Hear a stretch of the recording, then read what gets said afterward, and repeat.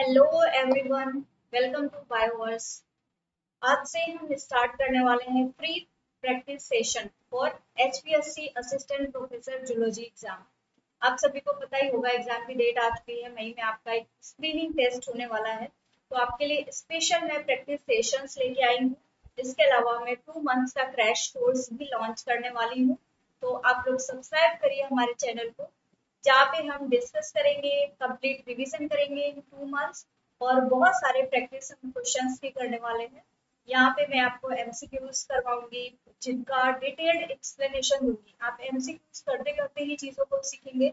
इसके अलावा आपके कोई भी डाउट्स हैं तो आप कमेंट करके या फिर मुझे मेल करके भी पूछ सकते हैं। हम यहाँ पे लाइव डाउट सॉल्व करेंगे, स्ट्रैटेजीज सीखेंगे। तो चलिए स्टार्ट करते हैं आज का सेशन, जहाँ पे मैं कुछ क्वेश्चंस लेके आई हूँ आपके लिए। तो ये है हमारा पहला question. Which of the following is not a function of the smooth endoplasmic reticulum. Basically आज मैं सेलुलर ऑर्गेनाइजेशन से क्वेश्चन आई हूँ और थोड़ा सा बेसिक लेवल के क्वेश्चन रखे हुए हैं। तो इसमें ये पूछा गया है कि स्मूथ एंडोप्लाज्मिक रेटिकुलम का फंक्शन कौन सा नहीं है। आपका पहला ऑप्शन है लिपिड सिंथेसिस, दूसरा है स्टीरॉयड हार्मोन प्रोडक्शन, तीसरा है कैल्शियम आयन स्टोरेज एंड चौथा है प्रोटीन ग्लाइकोसाइलेशन।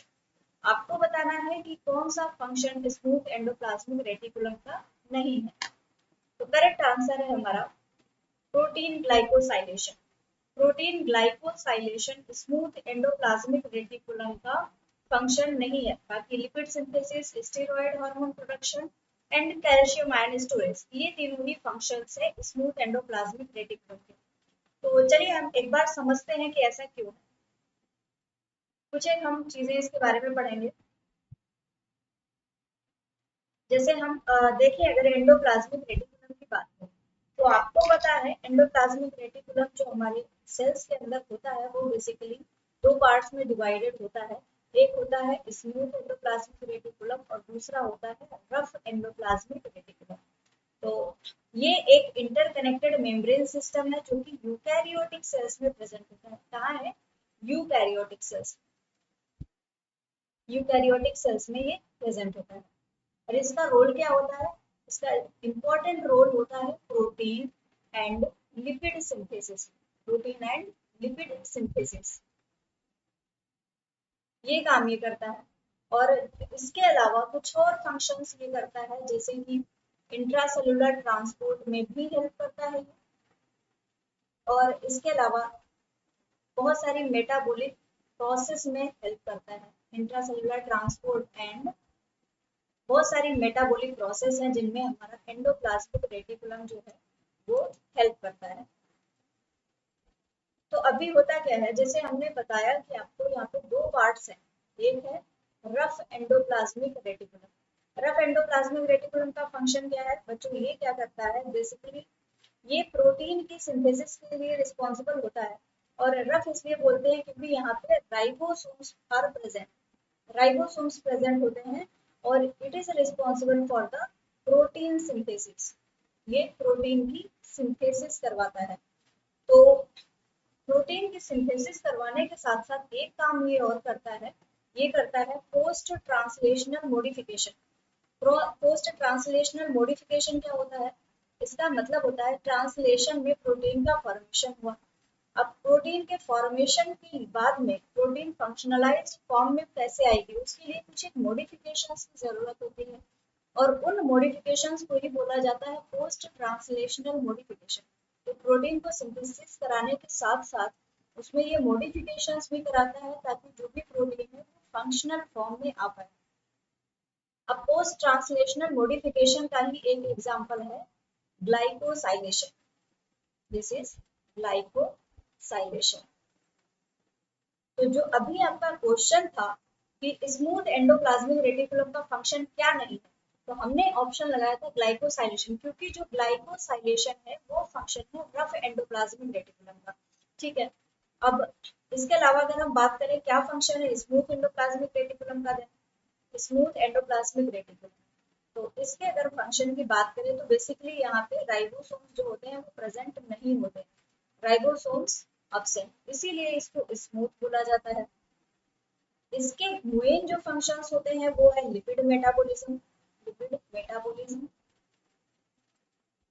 इसके अलावा ये डिटॉक्सिफिकेशन में हेल्प करता है, डिटॉक्सिफिकेशन। ये कैल्शियम आयन का स्टोरेज भी करता है, कैल्शियम आयन स्टोरेज। और इसके साथ साथ में ये स्टीरॉयड हार्मोन की सिंथेसिस भी करता है, स्टीरॉयड हार्मोन सिंथेसिस। तो ये फंक्शंस हैं हमारे स्मूथ एंडोप्लाज्मिक रेटिकुलम। इसीलिए जो प्रोटीन ग्लाइकोसाइलेशन है वो स्मूथ एंडोप्लाज्मिक रेटिकुलम के लिए नहीं होता है, क्योंकि वो फंक्शन परफॉर्म किया जाता है रफ एंडोप्लाज्मिक रेटिकुलम के द्वारा, और वो आता है पोस्ट ट्रांसलेशनल मॉडिफिकेशन में। सो हमारा जो करेक्ट आंसर है वो हो जाता है प्रोटीन ग्लाइकोसाइलेशन। ओके, अब आते हैं हमारे नेक्स्ट क्वेश्चन पे। आपका अगला क्वेश्चन है the nuclear lamina which provides structural support to the nucleus is primarily composed of। Basically nuclear lamina क्या है, एक जो कवरिंग होती है न्यूक्लियस की उसको बोलते हैं, और ये न्यूक्लियस को स्ट्रक्चरल सपोर्ट प्रोवाइड करती है। तो ये पूछा गया है कि ये बनी किससे होती है। आपके ऑप्शन है actin filament, tubulin filament, intermediate filament या फिर माइक्रोट्यूब्यूल्स। तो आंसर आप बताइए सोच के। चलो, इसका करेक्ट आंसर है इंटरमीडिएट फिलामेंट्स। जो न्यूक्लियर लैमिना होती है वो बनी हुई होती है इंटरमीडिएट फिलामेंट्स। अब ऐसा क्यों है, इस पे भी हम थोड़ी सी चर्चा करते हैं। तो हम अगर न्यूक्लियर लैमिना को समझने की कोशिश करें, न्यूक्लियर लैमिना तो ये क्या है। अभी अभी मैंने आपको बताया कि जो न्यूक्लियस का एनवेलप होता है वो बेसिकली न्यूक्लियर लैमिना बोलते हैं, और ये inner side of nuclear envelope को लिंक करती है। हम बोल सकते हैं this is a dense fibrous network. Fibrous network है, बहुत इंपॉर्टेंट टॉपिक्स बच्चों डिस्कस कर रहे हैं, और ये आपको ध्यान ही रखना है, क्योंकि एक एक क्वेश्चन से मैं बहुत डिटेल एक्सप्लेनेशन लेके आई। तो ये डेंस फाइब्रस नेटवर्क है जो कि इनर साइड में प्रेजेंट होता है न्यूक्लियर एनवेलप की। Link inner side of, inner side कौन सी होगी, अगर ये न्यूक्लियस है हमारा तो ये आउटर मेम्ब्रेन है और ये इनर मेम्ब्रेन है। जैसे हमें पता है कि डबल लेयर्ड स्ट्रक्चर होता है, जो कवरिंग होती है एनवेलप होता है वो दो लेयर का होता है। तो ये inner side of nuclear lamina को या न्यूक्लियर एनवेलप को लिंक करती है। ओके, अब इसका काम क्या होता है, इसका काम होता है provide mechanical support. Provide mechanical support, mechanical support का क्या मतलब है, जो स्ट्रक्चर है उसका वो प्रॉपर मेंटेन रहे, उसमें स्ट्रेंथ रहे, इसके लिए ये मैकेनिकल सपोर्ट प्रोवाइड करती है टू द न्यूक्लियस। क्योंकि ये न्यूक्लियस को ही कवर कर रही है तो उसको ही ये मैकेनिकल सपोर्ट प्रोवाइड करेगी। इसके साथ साथ में ये ऑर्गेनाइजेशन ऑफ क्रोमैटिन में भी हेल्प करती है, क्रोमैटिन के ऑर्गेनाइजेशन, ऑर्गेनाइजेशन ऑफ क्रोमैटिन। और साथ ही साथ में ये डीएनए रेप्लिकेशन एंड ट्रांसक्रिप्शन में भी हेल्प करती है, डीएनए रेप्लिकेशन एंड ट्रांसक्रिप्शन। तो ये सारे फंक्शंस होते हैं न्यूक्लियर लैमिना के। अब ये बेसिकली हमने देखा कि न्यूक्लियर लैमिना बनी हुई किसकी है, ये हमारा क्वेश्चन था। तो उसमें हमने बहुत से ऑप्शन है कि microtubule, actin filament, intermediate filament. तो एक बार हम ये भी देखते हैं कि ये बेसिकली है क्या। ये जितने भी एलिमेंट्स हैं these are the cytoskeletal elements, cytoskeletal elements. बच्चों आप चैनल को सब्सक्राइब करेंगे तो आपके सारे रिवीजन क्वेश्चंस के साथ में ही हो जाएंगे, एक एक टॉपिक को हम क्वेश्चन के साथ ही रिवाइज करेंगे। तो माइक्रोट्यूब्यूल, माइक्रोट्यूब्यूल साइटोस्केलेटल एलिमेंट का पार्ट है माइक्रोट्यूब्यूल। तो अगर हम माइक्रोट्यूब्यूल के बारे में पढ़ें थोड़ा सा, तो ये क्या है, ये ट्यूबुलिन का बना हुआ होता है, मेड ऑफ ट्यूबुलिन। और इसका काम क्या होता है, प्रोवाइड स्ट्रक्चरल सपोर्ट। ये भी स्ट्रक्चर को ही सपोर्ट करेगा, स्ट्रक्चरल सपोर्ट। और इसके साथ साथ में ये बहुत इंपॉर्टेंट काम पता है बच्चों क्या करता है, ये क्या करता है, जब सेल का डिवीजन हो रहा होता है उस टाइम पे माइटोटिक स्पिंडल्स का फॉर्मेशन कराता है, formation of mitotic spindle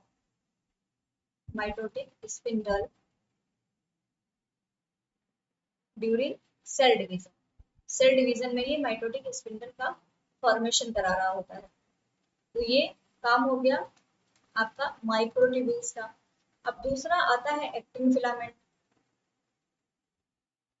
actin filament microtubule किसके बने हुए थे? ट्यूबुलिन के। अब एक्टिन फिलामेंट की बात करें तो इनका क्या फंक्शन होता है? बेसिकली ये सेल मोटिलिटी प्रोवाइड करते हैं, सेल मोटिलिटी। इसके अलावा ये सेल के शेप को मेंटेन करने में हेल्प करते हैं और साथ साथ में ये इंट्रासेलुलर सपोर्ट प्रोवाइड करते हैं, इंट्रासेलुलर ट्रांसपोर्ट में हेल्प करते हैं, इंट्रासेलुलर ट्रांसपोर्ट ये उसमें भी मदद करते हैं। और एक्टिन के बाद में अभी हमने देखा था हमारा न्यूक्लियर लैमिना किसका बना है? Intermediate filaments. तो अब आती है बारी इंटरमीडिएट फिलामेंट्स की। ये क्या है? ये क्या करते हैं? क्यों हमारा न्यूक्लियर लैमिना है वो इनका बना हुआ होता है। तो इंटरमीडिएट फिलामेंट्स की अगर हम बात करें तो ये मैकेनिकल स्ट्रेंथ प्रोवाइड करते हैं और हमारा जो न्यूक्लियर लैमिना है उसका भी काम है मैकेनिकल स्ट्रेंथ प्रोवाइड करने का। तो बेसिकली जो न्यूक्लियर लैमिना है वो मैकेनिकल स्ट्रेंथ न्यूक्लियस को इन इंटरमीडिएट फिलामेंट्स की वजह से ही प्रोवाइड करा पाता है। अब इसमें लैमिनिन आता है, लैमिन्स। यहाँ पे लैमिन्स प्रेजेंट होते हैं जिनका काम होता है टू मेक न्यूक्लियर लैमिना। ये न्यूक्लियर लैमिना का फॉर्मेशन कराते हैं, मेक न्यूक्लियर लैमिना। तो बच्चों इसीलिए हमारा जो ऑप्शन है वो क्या करेक्ट हो जाता है कि न्यूक्लियर लैमिना कंपोज्ड होती है एबीसी, लेमिन्स की बनी हुई होती है। लेमिन्स के तीन फॉर्मेट होते हैं एबीसी। लेमिन्स तीन प्रकार का होता है, ए बी एंड सी, और ये होते हैं इंटरमीडिएट फिलामेंट्स। एंड एक्टिन और माइक्रोट्यूब्यूल्स की बात करें तो वो बेसिकली न्यूक्लियर लैमिना नहीं बनाते, वो बहुत तरीके से सेल को सपोर्ट करते हैं लेकिन एज सच वो न्यूक्लियर लैमिना नहीं बनाते। न्यूक्लियर लैमिना बनी हुई होती है इंटरमीडिएट फिलामेंट्स। चलिए देखते हैं हमारा नेक्स्ट क्वेश्चन। अगला क्वेश्चन है which of the following statement regarding peroxisome is false? peroxisome के बारे में यहाँ पे क्वेश्चन है और इसमें पूछा गया है कि कौन सा स्टेटमेंट गलत है। पहला ऑप्शन है they participate in beta oxidation of fatty acid। दूसरा ऑप्शन है they contain hydrolytic enzymes similar to lysosome। तीसरा ऑप्शन है they help in the detoxification of hydrogen peroxide। And चौथा ऑप्शन है they are involved in the glyoxylate cycles in some organisms। तो आपको ये बताना है कि कौन सा स्टेटमेंट इसमें से गलत है। तो चलिए देखते हैं करेक्ट आंसर। तो करेक्ट आंसर है they contain hydrolytic enzyme similar to lysosome। ये स्टेटमेंट गलत क्यों है अब हम इस पे बात करेंगे। तो उसको पढ़ने से पहले हमें ये देखना जरूरी है कि पेरोक्सिसोम्स आखिर है क्या। What are the peroxisomes? तो पेरोक्सिसोम्स की अगर हम बात करें, पेरोक्सिसोम्स कुछ एक चीजें इनके बारे में एक दो पॉइंट्स देखते हैं। पेरोक्सिसोम बेसिकली पहली इंपॉर्टेंट चीज, हम जब डबल लेयर स्ट्रक्चर्स पढ़ रहे होते हैं हमारी सेल्स में डबल लेयर स्ट्रक्चर प्रेजेंट है तो उनमें एक्सेप्शन आता है peroxisomes are single membrane bound structure, single membrane bound. सिर्फ इनमें एक ही लेयर होती है और इनका काम क्या है? बेसिकली इनका काम होता है lipid metabolism, lipid metabolism, lipid की मेटाबॉलिज्म में ये हेल्प कर रहे होते हैं और इसके साथ साथ में ये डिटॉक्सिफिकेशन में भी हेल्प करते हैं, बॉडी की डिटॉक्सिफिकेशन। ठीक है, तो ये तो हमने समझ लिया। अब अगर हम बात करें जो ऑप्शंस दिए हुए हैं, they participate in beta oxidation of fatty acid. तो बीटा ऑक्सीडेशन कराते हैं, बिल्कुल कराते हैं। बीटा ऑक्सीडेशन क्या है? Let us see beta oxidation.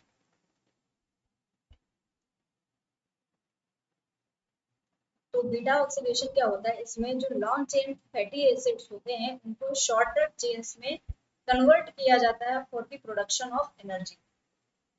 So here long chain fatty acids, long chain fatty acids are converted into short chain fatty acids, into short chain fatty acid। और ये किस लिए होता है? For energy production. यहाँ पे एनर्जी का production कराया जा रहा होता है, तो for the energy production beta oxidation हो रहा होता है। तो ये फंक्शन जो है वो पेरोक्सिसोम्स के द्वारा परफॉर्म किया जाता है, क्योंकि अभी हमने देखा था लिपिड मेटाबॉलिज्म और डिटॉक्सिफिकेशन में इनका रोल है। तो और फैटी एसिड जो लॉन्ग चेन फैटी एसिड है, ये अगर शॉर्ट चेन फैटी एसिड में कन्वर्ट हो रहे हैं तो ये भी तो लिपिड मेटाबॉलिज्म ही हुई, क्योंकि यहाँ पे ब्रेकडाउन हो रहा है लिपिड मॉलिक्यूल्स का। तो ये ऑप्शन हमारा सही हो जाता है। दूसरा ऑप्शन है डिटॉक्सिफिकेशन। अभी ये hydrolytic enzyme similar to lysosomes. तो जो पेरोक्सिसोम्स होते हैं उसमें हाइड्रोलिटिक एंजाइम्स नहीं होते, सिर्फ लाइसोसोम्स है। लाइसोसोम्स में ही हाइड्रोलिटिक एंजाइम्स प्रेजेंट होते हैं, जो कि बहुत सारी सेलुलर वेस्ट को और मैक्रोमोलिक्यूल्स को ब्रेक डाउन करने का काम करते हैं। तो बेसिकली जो पेरोक्सिसोम्स होते हैं दे ले हाइड्रोलिटिक एंजाइम्स। हाइड्रोलिटिक एंजाइम्स यहाँ पे प्रेजेंट नहीं होते, इसीलिए हमारा ये ऑप्शन गलत हो जाता है। इनमें कोई भी हाइड्रोलिटिक एंजाइम्स प्रेजेंट नहीं। Let us understand about the third option. They help in the detoxification. Detoxification क्या होता है? डिटॉक्सिफिकेशन, यहाँ पे एक चीज मेंशन है बच्चों, detoxification of hydrogen peroxide. Hydrogen peroxide जो है एक तरीके की रिएक्टिव ऑक्सीजन स्पीसीज है, और रिएक्टिव ऑक्सीजन स्पीसीज क्या होती है हमारी बॉडी के लिए थोड़ी सी हार्मफुल होती है। तो डिटॉक्सिफिकेशन में ये क्या करता है, बेसिकली जो भी इसके पास में एक एंजाइम प्रेजेंट होता है, एंजाइम जिसको कि हम बोलते हैं कैटालेज। कैटालेज एंजाइम प्रेजेंट होता है पेरोक्सिसोम्स के पास में। याद रखने की चीज है, बहुत इंपॉर्टेंट चीज है, पूरा कॉन्सेप्ट रिवाइज हो रहा है आपका। अब इस कैटालेज का काम क्या होता है कि जो टॉक्सिक हाइड्रोजन पेरोक्साइड है, ये हाइड्रोजन पेरोक्साइड को H2O2 भी बोलते हैं, इनका केमिकल फॉर्मूला। सो इनका काम क्या है? To convert toxic hydrogen peroxide, जो टॉक्सिक हाइड्रोजन पेरोक्साइड है उसको वाटर एंड ऑक्सीजन में कन्वर्ट कर रहे हैं। तो अगर ये टॉक्सिक H2O2 वाटर और ऑक्सीजन में कन्वर्ट हो जाएगा तो फिर ये तो टॉक्सिक नहीं रहेगा ना, ये तो हमारे यूजफुल सब्सटेंसेस बन गए। तो इस तरीके से ये जो पेरोक्सिसोम है वो डिटॉक्सिफिकेशन में हेल्प करता है।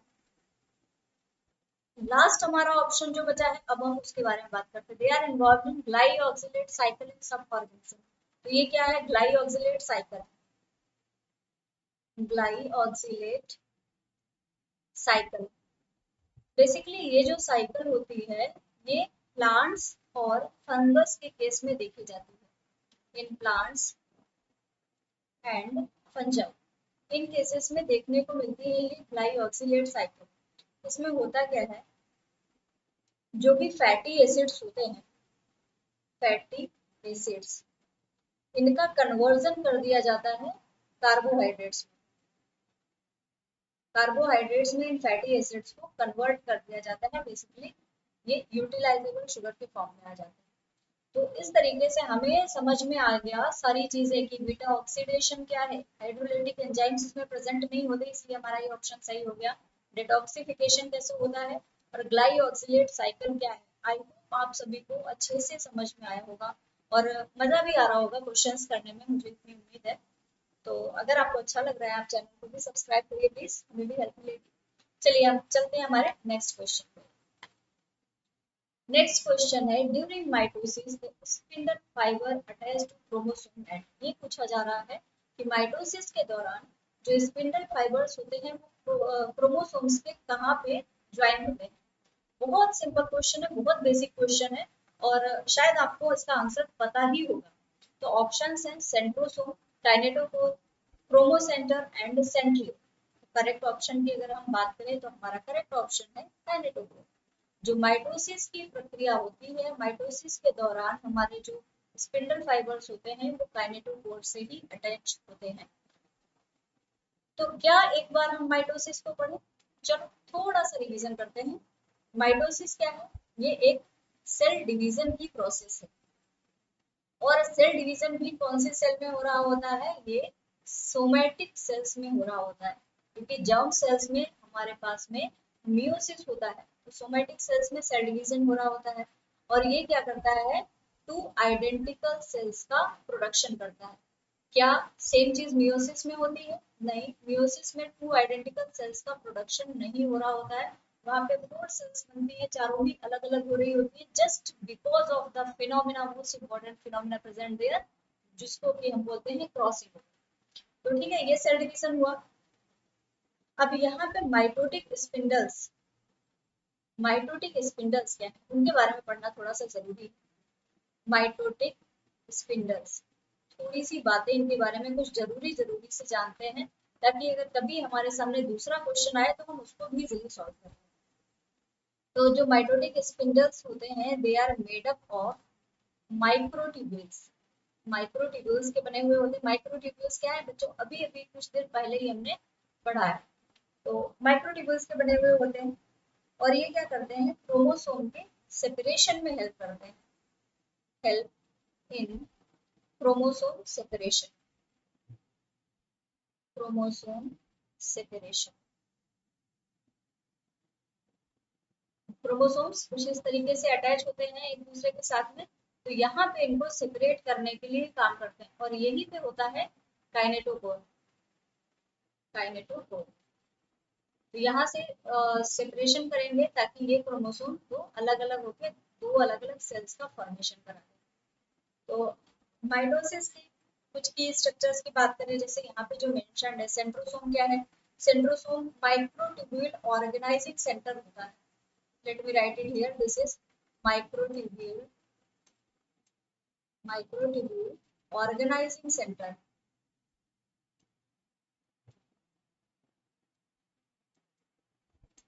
इसको माइक्रोट्यूब्यूल ऑर्गेनाइजिंग सेंटर बोलते हैं। सेंट्रियोल क्या है, सेंट्रियोल एक प्रोटीन कॉम्प्लेक्स है जो कि सेंट्रोस्फीयर पे ही प्रेजेंट होता है। सेंट्रियोल क्या है,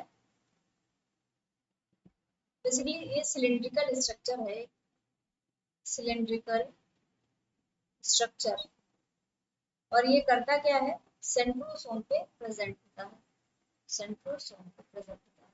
काइनेटोकोर की अगर हम बात करें तो ये एक प्रोटीन कॉम्प्लेक्स है, प्रोटीन कॉम्प्लेक्स। अब इसकी भी लोकेशन सेंट्रोमियर पे ही होती है, जैसा मैंने अभी आपको दिखाया था कि इस तरीके से जो क्रोमोसोम अटैच है, ये सेंट्रोमियर है, यहीं पे काइनेटोकोर प्रेजेंट होती है, और यहाँ से ही स्पिंडल फाइबर्स आके अटैच होते हैं और फिर सेपरेशन कराने का काम करते हैं। अब आता है क्रोमोसेंटर। ये क्रोमोसेंटर क्या है, क्रोमोसेंटर जो होता है ये एक हेटेरोक्रोमैटिक रीजन है, हेटेरोक्रोमैटिक रीजन, हेटेरोक्रोमैटिक रीजन है, कुछ एक सेल्स में प्रेजेंट होता है, और इसका माइटोस, मेन चीज इसका माइटोसिस से कोई लेना देना ही नहीं होता है, नॉट रिलेटेड टू माइटोसिस। तो ये रहा हमारा क्वेश्चन और उसका हमारा मस्त सा डिटेल्ड एक्सप्लेनेशन, जिसमें हमने और भी बहुत सारी चीजें सीखी। चलिए अब आते हैं हमारे अगले क्वेश्चन पे। अगला क्वेश्चन है ऑटोफेजी के बारे में। इसमें ये पूछा गया है, the process of autophagy is primarily regulated by, जो ऑटोफेजी की प्रक्रिया होती है उसको रेगुलेट कौन करता है? आपके ऑप्शन है, पहला यूबिक्यूटिन प्रोटियोसोम पाथवे, एमटॉर जिसको कि मैकेनिस्टिक टारगेट ऑफ रेपामाइसिन पाथवे बोलते हैं, गोल्गी एपेरेटस, या फिर राइबोसोमल बायोजेनेसिस। तो अगर करेक्ट आंसर की बात करें तो जो प्रोसेस ऑफ ऑटोफेजी है ये रेगुलेट होती है with the help of mTOR, mTOR pathway के द्वारा इसको रेगुलेट किया जाता है। तो सबसे पहले हम देखते हैं ये ऑटोफेजी क्या है। ऑटोफेजी बच्चों ये बहुत इंपॉर्टेंट फिनोमिना है हमारी सेल्स का। एक चीज मैं बोलना चाहूंगी, अगर आपको सेशन अच्छा लग रहा है, अगर आप रिकमेंड करते हैं मुझे और प्रैक्टिस सेशंस लाने के लिए, तो आप मुझे कमेंट सेक्शन में जरूर बताइए, और please subscribe to my YouTube channel so that हम कंटिन्यू करें और हम बहुत सारा पढ़ाई करें, और ये आने वाले एग्जाम को हम क्रैक कर पाए। ठीक है, तो चलिए ऑटोफेजी के बारे में पढ़ते हैं। ऑटोफेजी क्या है, ये बेसिकली सेल्फ डिस्ट्रक्शन की प्रोसेस है। This is the self degradative process. इसमें खुद का ही डिस्ट्रक्शन सेल्स कर रही होती हैं। सेल्स क्या करती हैं? Cells break down and recycle damaged organelles and proteins. जो भी सेल के अंदर ऑर्गेनेल्स प्रेजेंट हैं, अगर वो उनमें कुछ भी प्रॉब्लम आ जाती है तो वो उनको क्या करती है, सेल्स को किसी तरीके से उनको खा लेती हैं, और जो भी प्रोटीन्स है उनको खा लेती है। लेकिन ये प्रोसेस होती कहाँ है? ये होती है लाइसोसोम में। लाइसोसोम। अब ऑटोफेजी की प्रोसेस जो है ये बहुत ज्यादा इंपॉर्टेंट प्रोसेस है। ऑटोफेजी इंपॉर्टेंट क्यों है वो देखते हैं। क्योंकि ये हमारी सेल्स को, आप ये समझिए कि कैंसर जैसी डिसीज से ये बचाती है।